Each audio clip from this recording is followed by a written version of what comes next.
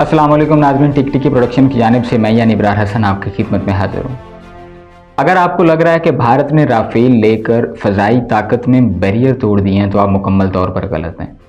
दरअसल ताकत के तवाज़ुन को बरकरार रखने के लिए ये राफेल ख़रीदे गए। ये इंडिया एडवांस नहीं चला, ये ज़रूरत थी इंडिया की, क्योंकि मौजूदा कोई भी तैयारा पाक फ़ज़ाइया के मुकाबले की अहलियत नहीं रखता था।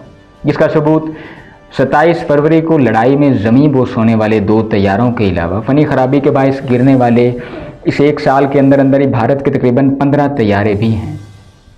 इसके अलावा 27 फरवरी के बाद मोदी की तकरीर में चीखें कि आज अगर राफेल होता तो ये ना होता वगैरह वगैरह, और भारतीय फ़ज़ाइया के सरबराह का ये बयान कि जितने पुराने तैयारे हम उड़ा रहे हैं इतनी पुरानी तो कार भी कोई नहीं चलाता। सबसे बढ़कर ये कि इस वक्त जब भारतीय मईशत टूटे हुए शतीर के मानद गिर रही है, तकरीबन 15 बैंक दिवालिया हो चुके हैं, इंटरनेशनल करेंसी एक्सचेंजेस पर नो इंडियन करेंसी के बोर्ड आवेज़ा हो चुके हैं, इस वक्त में इंडिया 8.78 बिलियन की डील कर रहा है राफेल के लिए। मरता क्या ना करता कि मुसद्दाक। तो ये बात जहन से निकाल दें कि इंडिया आगे बढ़ रहा है। इंडिया ने बामरे मजबूरी ये तैयारी खरीदे पाक फ़ज़ाइया के मुकाबले के लिए। यहाँ तक तो बात हो गई एक। अब दूसरा पहलू ये कि हम बिल्कुल भी राफेल को अंडर एस्टिमेट नहीं कर रहे हैं। बिलाशुबा ये मौजूदा दौर का एक बेहतरीन फाइटर जेट है, मगर क्या ये भारतीय उम्मीदों पर पूरा उतर सकता है? क्या ये पाकिस्तान के फ़ज़ाई दिफा को ख़तरे से दो चार कर सकता है? क्या इसके बाद पाकिस्तान के पास ऑप्शंस ख़त्म हो जाते हैं? क्या पाकिस्तान जो है वो भारत का जो मकसद है वो पूरा होने में उसे कामयाब होने देगा? तो इन सभी सवालात का जवाब है नहीं।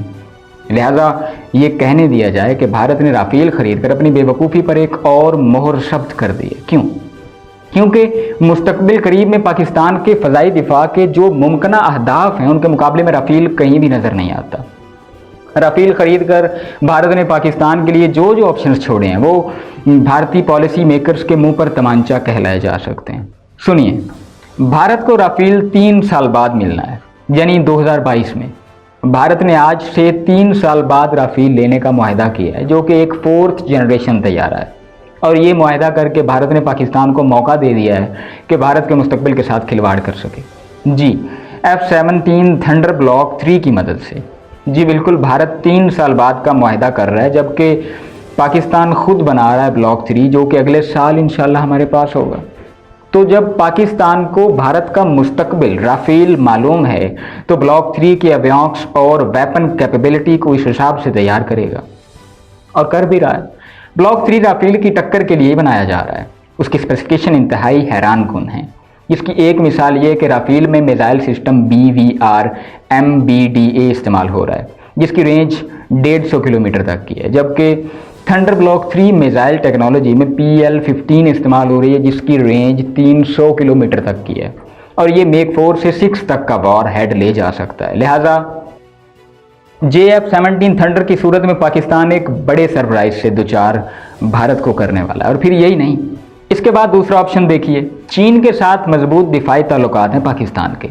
मुश्तरका JF-17 के अलावा गुज़श्ता कुछ अर्सा पहले पाकिस्तान की चीन के साथ चीनी साख्ता तैयारे खरीदने की खबरें गर्दिश में रही थीं।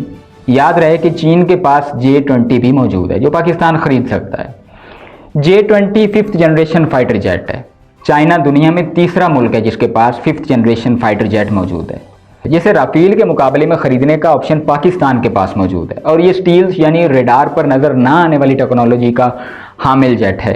तो सोचिए, अगर ब्लॉक 3 बनाने के अलावा पाकिस्तान राफेल जो 3 साल बाद मिलना है अभी के जवाब में पाकिस्तान जो है वो चाइना से J-20 खरीद लेता, तो कहाँ गया भारतीय दिफाई निज़ाम?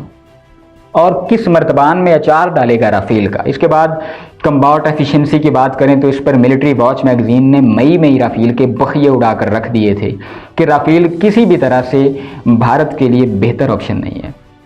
हालांकि जब भारत को राफेल का तोड़ J-20 या JF-17 थंडर ब्लॉक 3 की सूरत में नज़र आ रहा था, और फिर इसके बाद एक बड़ा चैलेंज पाकिस्तान का अपना project 5th generation fighter jet के साथ भी सामना था, तो यहाँ अकल का तकाजा तो यही था, और पाकिस्तान समेत कोई भी मुल्क भारत की जगह होता तो 5th जनरेशन फाइटर जेट के लिए मुआहदा करता या करने की कोशिश करता या उसे खुद बनाने की कोशिश करता। लेकिन यहाँ पर भारत ने रूस के साथ 2007 में साइन किए गए FGF program 5th generation fighter jet मिलकर बनाने से भी गुज़श्ता साल हाथ खींच लिया और बैक स्टेप पर आ गया। यानी बजाय इसके कि इस हसास सूरत हाल में जब पाकिस्तान के पास तीन ऑप्शंस मौजूद हैं, जिसमें 2 5th जनरेशन के, भारत अपने इसी माहदे को दोबारा से कंटिन्यू करता, प्रोसीड करता, या सखुई 5-7 5th जनरेशन फाइटर जेट पर काम करता, उसने 3 साल बाद मिलने वाले 4th जनरेशन तैयारों का मुआहदा करके $8.78 बिलियन यानी तकरीबन 59 करोड़ रुपए इस